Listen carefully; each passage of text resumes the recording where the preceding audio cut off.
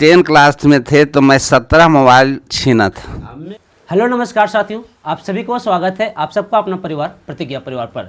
So guys, जैसे कि आप सभी लोग जानते हैं कि मैं गुड्डू कुमार हूं और मेरे बारे में आप सभी बहुत लोग कमेंट्स कर रहे थे कि आप कहां से हैं। तो फिलहाल मैं कहां से हूं तो नहीं बता पाऊंगा, पर मेरे गुरुजी कौन है और मैं कहां से पढ़ा हूं और क्या मेरा इतिहास रही है, शुरू में मैं कितना बदमाश थे और कितना हरामी भी थे, सारी बात हमारे गुरुजी का ज़बानी सुनिएगा। मिलाते हैं हम अपने सर से।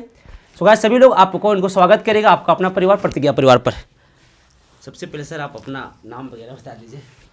मेरा नाम प्रमोद कुमार सिन्हा है। मैं काटी आदर्श मैथ विद्यालय में 20 वर्षों तक कार्यरत रहा। उस समय ये हमारे गुड्डू जी हमारे साथ हॉस्टल में रहते थे और पढ़ाई करते थे। वह उम्र ही था वैसा नटखटपन का जिसे बचपना में लोग अपनाते हैं। यह भी मैं बदमाश तो नहीं कहूँगा, लेकिन नटखट थे और नटखट होते हुए भी इन्होंने शिक्षा ग्रहण किया था। अच्छी तरह से मेहनत करके हमारे साथ 3-4 साल गुजारे और बचपना था उस समय। कभी कभी मैं सजा भी देता था, लेकिन उस समय वह ज़रूरी था। आज मैं प्रतिज्ञा परिवार की तरफ से धन्यवाद देता हूं इनको, और इन्होंने मेरे ऊपर गर्व किया और मुझे भी इन पर बहुत गर्व है। और मैं अभी मुरली में कोचिंग संस्थान चला रहा हूं और मेरे पास भी बहुत सारे बच्चे हैं। तो इस तरह से मैं गुड्डू जी को धन्यवाद देता हूं और इसके लिए जो मुझे आमंत्रित किए, मैं इनका आभारी रहूँगा। सबसे पहले मैं बता देना चाहता हूं कि सर का जितना पढ़ाया वो चला। कोई आईएएस है, आईपीएस है, हर एक सेक्टर में, हर सेक्टर में। पर मैं थोड़ी सी भी तो नौकरी मेरा नहीं हुई, आप सबको पता ही है, पर ट्राई कर रहा हूं। मेरा भी पीसीएस निकलेगा, आज निकलेगा कल निकले। मैं ही एक इस टाइप के मतलब टीचर बन पाया हूं। सो गाइस, मैं आपको बता देना चाहता हूं कि मेरे बचपन बहुत गरीबी हालत में गुजरा। सबको पता है, सर को बढ़िया से पता है कि सर के साथ हम लोग रहते थे और मैं सर के साथ क्लास 6 से ही हॉस्टल में चले गए। 6 लास्ट चल रहा था, 7th एंट्री में था। इसवी तो मुझे उतनी याद नहीं है और कोई ख़ास मैं पढ़ने में शुरू में ठीक था, मतलब आंध्रा में काना राजा एवरेज था। और आप सभी को पता है, मैं पिछले भी एक इंटरव्यू को लिया था हमको, जो मेरा वीडियो वायरल होने के बाद, तो मैं उसको बताया भी था कि मैं कोई बड़ा घर के फैमिली से नहीं हूँ। जीवन मेरा समान गुजरा और बचपन में मैं गाय भैंस चराया करता था। गाय भैंस चराने के बाद ही हॉस्टल गया था। हॉस्टल हमारे ही गांव के लगभग 10 किलोमीटर 15 किलोमीटर के आसपास में ही है। सर अब जो हम वर्तमान में जो शिक्षा दे रहे हैं सर, वह हमारा ही पंचायत, आप सभी को पता है, चौकिया पंचायत में हम पढ़ते हैं। तो वही पंचायत में मुरली एक शहर है, बाजार है, वहीं पे सर है। सो गाइस, मैं बता देना चाहता हूँ कि अगर आज हम आपके साथ, आपके सामने हूं, तो आपको मैं कुछ पढ़ा पा रहा हूं। तो अगर ये महान पुरुष हमारे ज़िंदगी में नहीं आते तो मैं आज गाय तो नहीं चराते सर, पर हर जोतते। गाय वाला उम्र मेरा ख़त्म हो गया था, वही सब काम करते हैं। शुरुआती दौर पर मैं ये भी आपको बता देना चाहता हूँ कि हॉस्टल में आपको लग रहा कि हॉस्टल में पैसा लगता होगा, 1 रुपया नहीं लगता था। फ्री ऑफ कॉस्ट हॉस्टल था, निःशुल्क था। वहाँ पे सिर्फ अपना खाना, अपना पीना, सब चीज़ अपना था, बाकी कुछ वहाँ पैसा नहीं था। और एक और सच्चाई आपको बता देना चाहता हूँ, आपको सुनकर ताजुब लगेगा। मैं 10th क्लास तक, 6 से लेकर 10th क्लास तक जो कोचिंग में पढ़ा हूँ, मात्र 50 रुपये पर मंथ, और पढ़ाने वाला कोई दूसरा नहीं है, आपके सामने ही बैठे हुए हैं।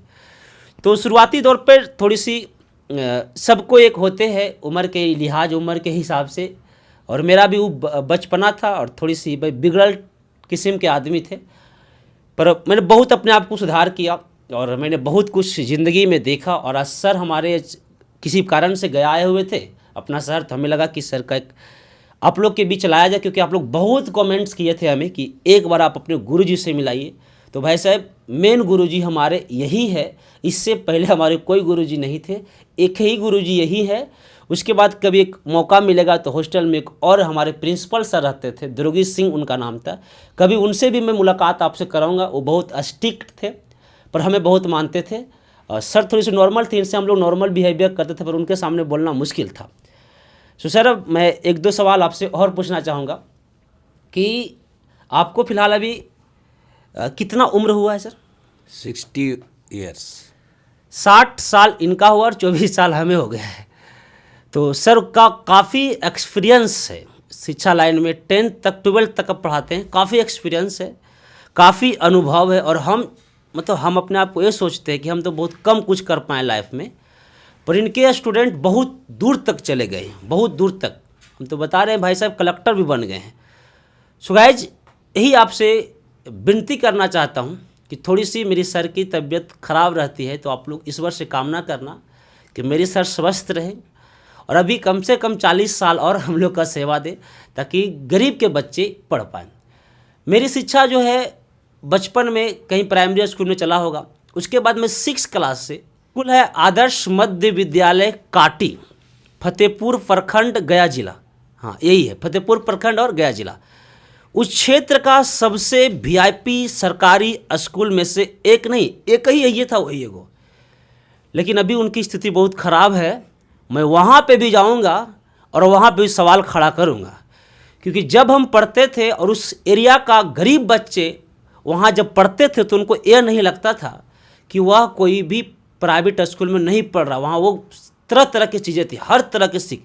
आप समझ सकते हैं कि हमें पूरे प्राइवेट स्कूल की तरह नॉलेज है शुरुआत से, क्योंकि हर चीज़ हम देखे हैं उसी स्कूल से। लेकिन पिछले कुछ साल से जब से खुलेआम बोलूँगा, हमें किसी से बात की डरने की, जब हम प्रधानमंत्री से नहीं डरते हैं तो लोकल आदमी से क्या डरेंगे। खुलेआम बोलूँगा जब से वहाँ से दुर्गेश सिंह हटे हैं, वहाँ से जो भी प्रधानाचार्य थे, हेडमास्टर थे, प्रिंसिपल थे, वहाँ जब से वो हटे तब तक उनकी स्थिति काफ़ी ख़राब हो गई है और अभी वहाँ कोई नहीं पढ़ाई करते हैं। और जो हॉस्टल में हम रहते थे, उस हॉस्टल में अभी बकरी उग जाता होगा सर, हाँ कट्टू उट्टू रखा था। कट्टू समझते हैं ना, गेहूँ का भूसा, इज कॉल्ड कट्टू, हम लोग गाँव में उसको कट्टू बोलते हैं। सो उसकी चर्चा हम बाद में करेंगे, उनसे सर की कोई लेन देन नहीं, मैं अपना पर्सनल बता रहा था। क्योंकि अब जो है ना उस क्षेत्र के लोगों को, गरीब के बच्चा को, जैसे हम जैसे लोगों को एक प्राइवेट स्कूल छीना गया, उस सरकारी स्कूल में इस टाइप की पढ़ाई होती थी। अब पता नहीं आगे क्या होगा, मैं उतनी बड़ा भी हूँ नहीं कि उस पर सवाल खड़ा कर सकता हूँ, पर सवाल तो पूछूंगा उधर की जनता से। सर के पास थोड़ी वक्त कम है तो मैं थोड़ा वीडियो छोटा ही करूँगा। एक दो और वजह मैं बता देना चाहता हूँ, सर एकदम खुल कर बोलिए कि हम कितना बदमाश थे। ये बदमाश तो नहीं कर सकते हैं, लेकिन इतना थे कि उस समय मोबाइल का ज़माना बहुत कम था। कितना मोबाइल पकड़ा था? हाँ, मैं जब 10 क्लास में थे तो मैं 17 मोबाइल छीना था। मेरा 17 मोबाइल, और मैं 17 मोबाइल को रखे रहा जब तक कि इनका रिजल्ट नहीं निकला। अभी तो बता देना चाहता हूँ सर, एक फ़ोन मेरे पास है, इसमें 2 सिम है, एगो बंद रहता, अभी ट्राई करते बंद था। मतलब एक रिचार्ज करने का पैसा नहीं है, जबकि पैसा कमाता हूँ। और उस समय 17 सिम अपडेट रखते थे। खैर कोई बात नहीं, आप इससे बदमाशी वाला काम नहीं करिएगा, आप अच्छे से पढ़िएगा, बाकी सर बताएंगे आपको। हाँ, और विशेष बात है कि मोबाइल तो उपयोगी चीज़ है, लेकिन छात्रों को पढ़ने के लिए उपयोगी माना जाएगा, अन्यथा बहुत सारे चीज़ ऐसे हैं जिसको आप लोग उपयोग करते हैं, तो वो चीज़ से दूर हट के आप अपना जीवन को बनाने का प्रयास करें। जीवन बन जाएगी तो फिर मोबाइल अपने आप आपको छोड़ देगी, फिर आप काम में व्यस्त हो जाएंगे और मोबाइल तो सिर्फ काम के लिए ही रह जाएगा। विशेष मैं क्या करूं सर, अभी मैं बता देना चाहता हूं कि आज से 2012 में मैट्रिक दिया, तो 2010 9 की कहानी है, वही 10-12 कहानी है। आज से 12 साल पहले हम जैसे लोगों के मोबाइल की आवश्यकता ही नहीं थी। नहीं थी। आज इसलिए मोबाइल की आवश्यकता है क्योंकि कोरोना आया है, तो और ऑनलाइन क्लास पढ़ाई की से है, लेकिन उस समय तो कोई ऐसा चीज़ नहीं था। नहीं था। फिर भी उस समय भाई समस्या होती थी। अब लोग रख सकते हैं, आपको दिक्कत वाली बात नहीं है, लेकिन इसका सही इस्तेमाल किया जाए तब। गलत इस्तेमाल करके आप क्या हासिल कर लीजिएगा। तो थोड़ी सी मेहनत आप लोग करिए, और बस यही कहूँगा। सर भी आपसे अब यही बात बोलेंगे। एक बात और सबसे महत्वपूर्ण बात यह था कि हमें झटका लगा था मोबाइल रखने का, नहीं कि हम बहुत बड़ा तीर मार दिए थे। मैं एक अच्छे विद्यार्थी थे और लोगों का उम्मीद था कि मेरा 400 प्लस नंबर मैट्रिक्स में आएगा, पर आया नहीं, 300 प्लस ही आया। उसका भुगत मैं आज तक रहा हूँ और आज तक मैं उस बात से परेशान हूँ। तो ऐसा मत समझिएगा कि मेरे जोक्स जो पार्ट थी कि मोबाइल रख के बड़का काम कर दिए, वो कुछ नहीं किए। अगर लोगों की बात उस समय हम मानते तो एक और हम किसी और पोस्ट पर फिलहाल अभी रहते हैं, पर नहीं मान पाए। अब उस समय का मेरा दिमाग कहिए, या उस समय का मेरा मन बढ़ू कहिए, या उस समय का मेरा ज्ञान कहिए, बचपना कहिए, आप इसको जिस भी स्टाइल में ले सकते हैं, पर गलती तो मैंने किया। और ऐसे गुरु का मंदिर में सब लोगों का मौका नहीं मिलता है। आज हम लोग भी गया में पढ़ाते हैं सर, पर वो गुरु और शिष्य वाला चीज़ें यहाँ नहीं है। यहाँ तो अलग अलग चीज़। मैं खुल के बता देना चाहता हूँ कि गया में या कोई भी शहर में कोई भी टीचर काम करता है तो उसका पर्पस होता है पैसा कमाना।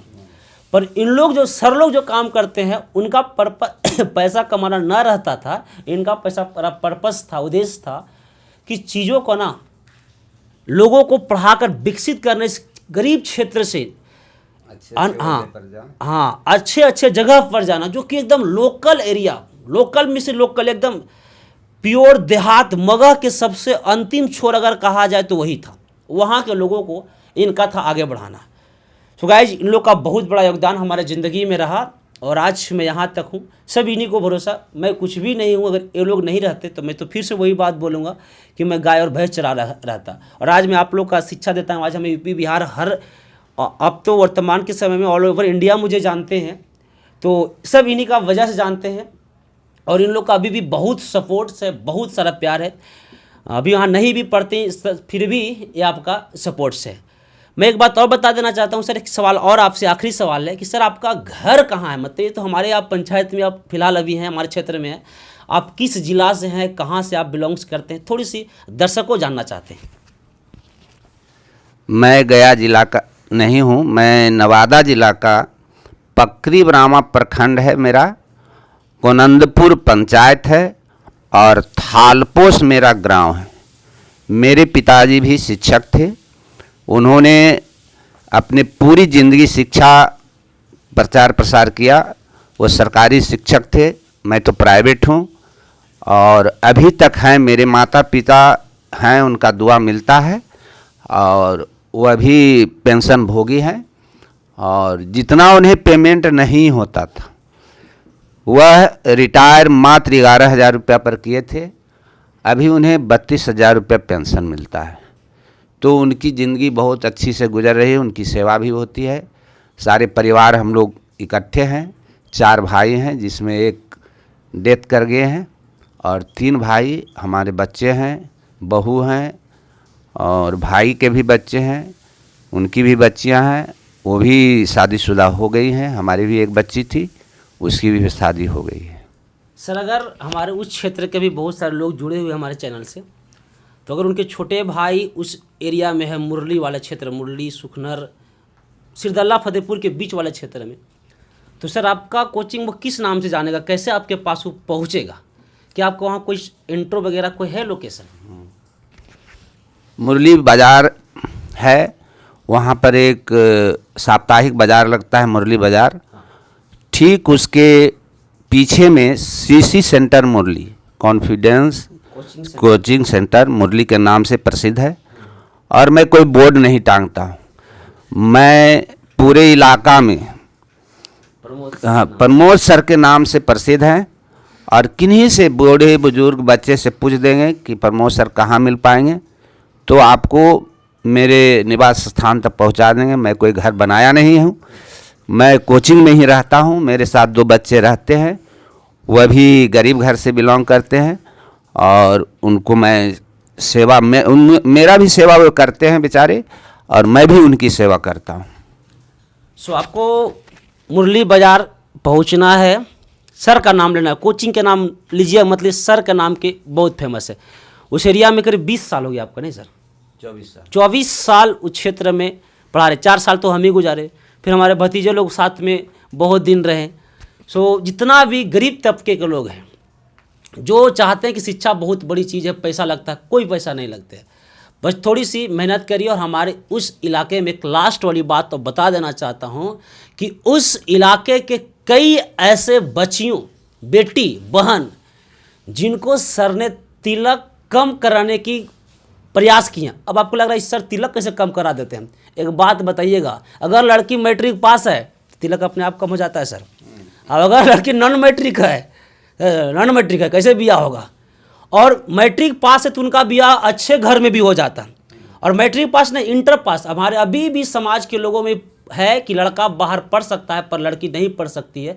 तो लड़की कहाँ पढ़ेंगे? तो प्रमोद सर की हैं, लड़की इंटर पास करती है। तो आप बता सकते हैं कि समाज में सुधार करने की, समाज में सुधारने का प्रयास अगर है तो इन महान योद्धाओं को बहुत ज़्यादा है। हम लोग तो कुछ नहीं किए, पढ़े वहाँ सर, गया आ गए, नोट छाप रहे हैं सर, पर आप तो भाई उसी चीज़ों को त्याग करके आप लोगों ने काम किया।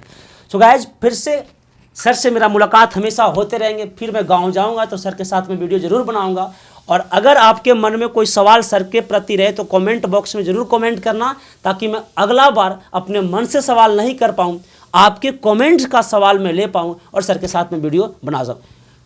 ठीक है सर, तो अब बच्चे लोग को कुछ लास्ट में कुछ ऐसा संदेश दीजिए ताकि इन लोग कुछ और मेहनत करें। मेरे तरफ से सभी बच्चों एवं बच्चियों को यह बात बताता हूँ कि मेहनत से बढ़कर कोई चीज़ नहीं है।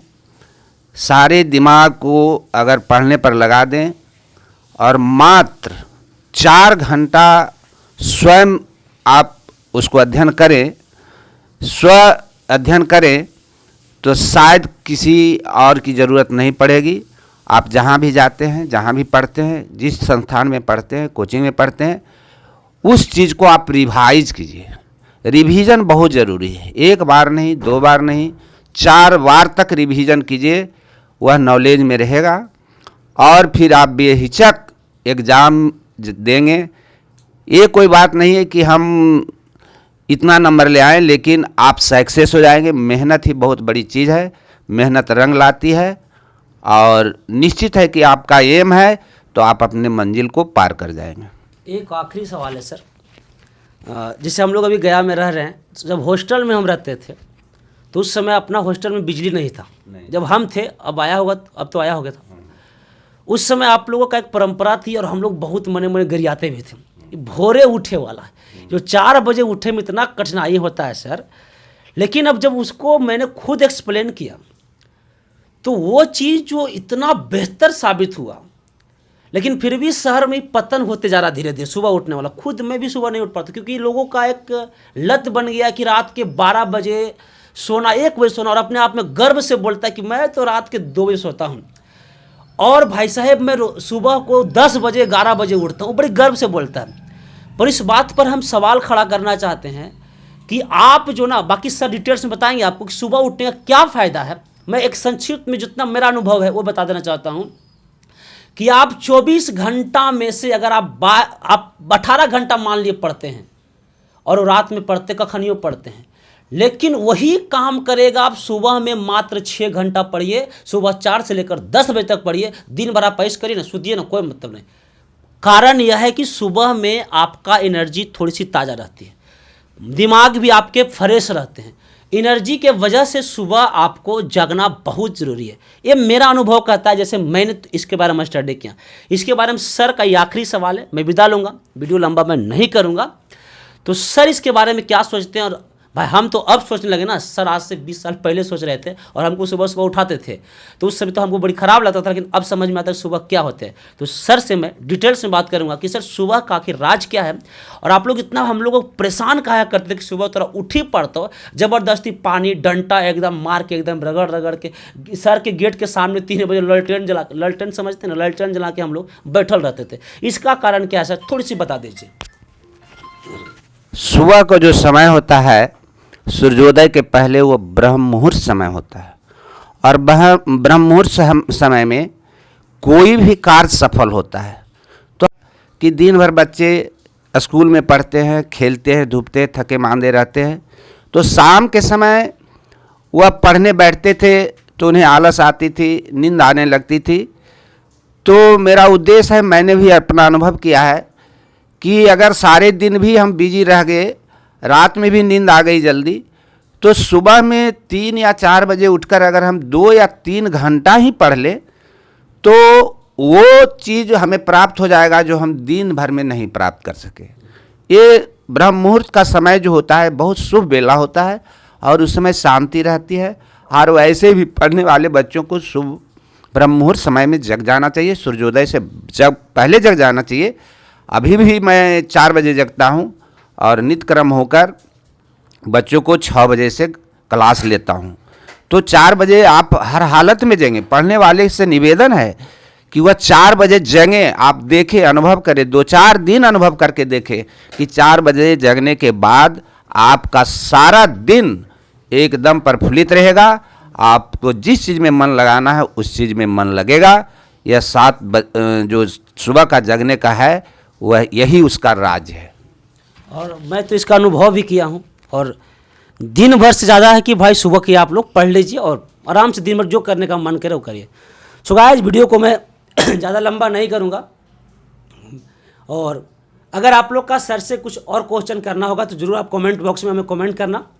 तो मिलते हैं नेक्स्ट वीडियो में। तब तक के लिए आप सभी को जय हिंद, जय भारत, जय बिहार, जय प्रतिज्ञा परिवार।